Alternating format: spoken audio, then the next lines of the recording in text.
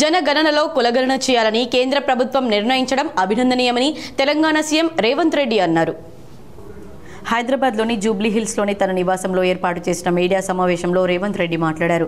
కులగణనపై నిర్ణయం తీసుకున్న కేంద్ర ప్రభుత్వానికి ధన్యవాదాలు తెలిపారు. ఈ విషయంలో దేశానికి మార్గదర్శకంగా నిలిచామని, దేశంలో అనేక పార్టీలు కులగణన కోరుతున్నాయన్నారు. దీనిపై ఢిల్లీలోని జంతర్ మంతర్ వద్ద ధర్నా చేపట్టామని, కులగణన విషయంలో కేంద్ర మంత్రుల కమిటీ ఏర్పాటు చేయాలన్నారు. అందులో కేంద్ర మంత్రులు, సీనియర్ అధికారులను నియమించాలన్నారు. తెలంగాణలో బీసీలుగా ఉన్న బోయలు కర్ణాటకలో మరో వర్గంలో ఉన్నారన్నారు. రాష్ట్రంలో 8,000 పేజీల్లో 57 ప్రశ్నల ద్వారా మేము వివరాలు సేకరించామన్నారు. కులగణన విషయంలో తెలంగాణ అనుభవం కేంద్రానికే ఉపయోగపడుతుందన్నారు. ఎన్యూమరేటర్ నుంచి సీఎస్ వరకు పలుమార్లు సమీక్ష నిర్వహించామన్నారు. అనేక సలహాలు, సూచనలు వచ్చాయని, టోల్ ఫ్రీ నంబర్ ఇవ్వడంతో పాటు ఆన్లైన్లో నమోదుకు అవకాశం కల్పించామన్నారు.